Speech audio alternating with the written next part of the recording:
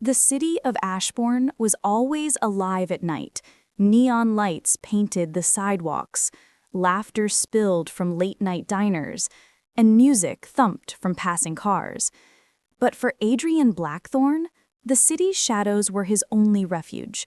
He wasn't like the others walking beneath the glowing billboards and buzzing street lamps. He belonged to the night itself, eternal, cursed, unseen. He was a vampire, bound by centuries of hunger, secrets, and a loneliness so deep it hollowed him from the inside. For years, Adrian had lived in silence, avoiding attachments, avoiding people, because love was dangerous for him. One touch could unravel his carefully controlled hunger. One heartbeat too close could ignite desires he couldn't afford to have.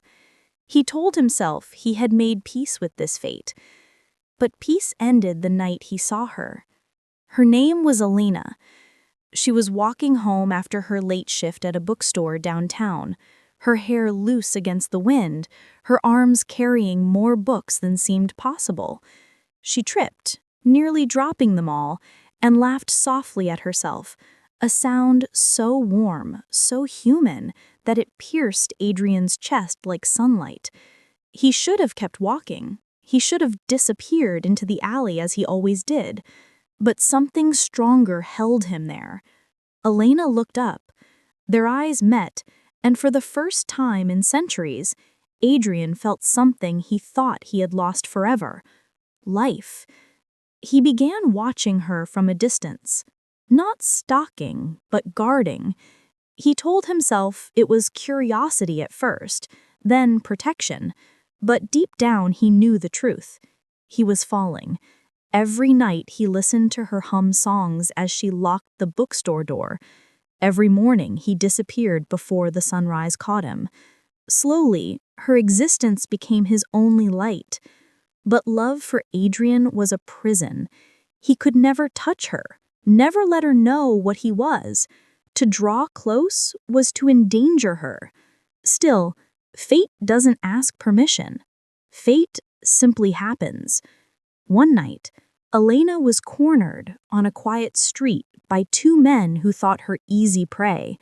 Before they could lay a hand on her, Adrian stepped from the shadows, his voice calm but sharp as steel.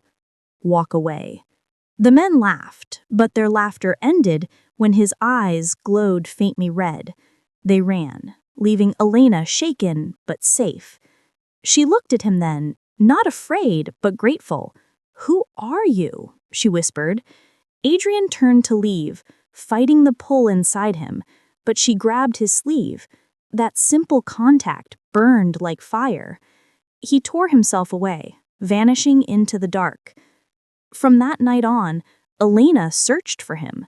She asked around, walked down the same street, waited at the bookstore steps. Adrian tried to stay hidden, but one evening she finally caught him. "You saved me," she said. "At least tell me your name." Against all his rules, he gave it.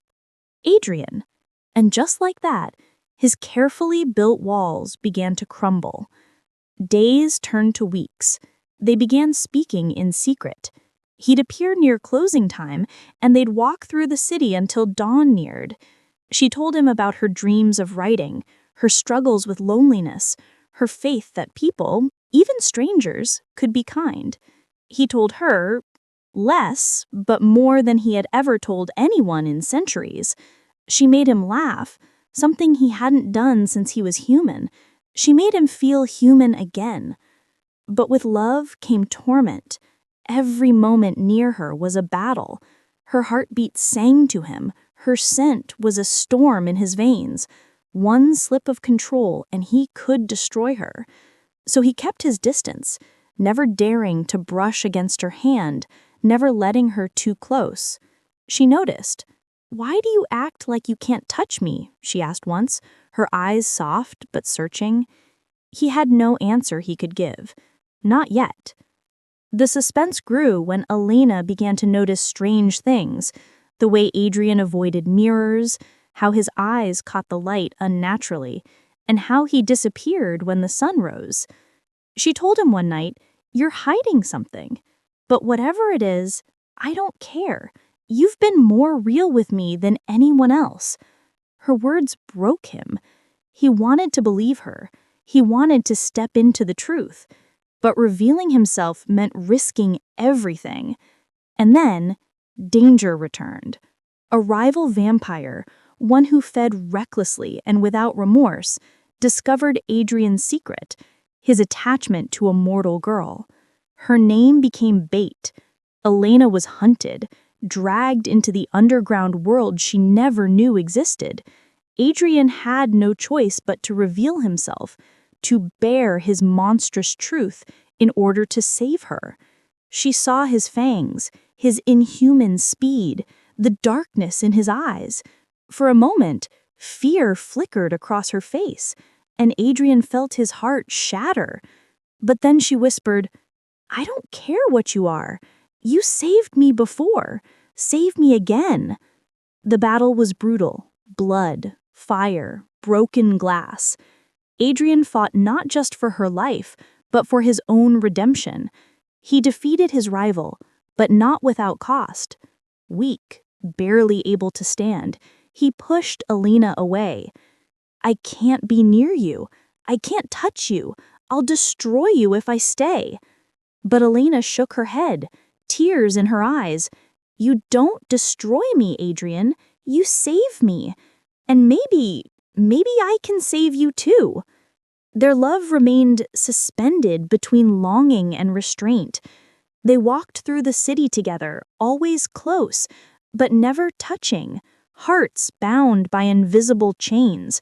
Every glance, every word was charged with the weight of what they couldn't have. Yet somehow it was enough, because in a world full of darkness, they had found each other. And though Adrian knew he might never hold her hand, never feel her warmth against him, he also knew this: Elena had stolen his heart, not with touch, but with courage. And sometimes that was more powerful than any embrace. So the vampire walked beside the girl he couldn't touch, and together they carried a love that defied hunger, defied danger, and defied fate itself. Because real love isn't always about what you can hold, it's about what you can never let go of.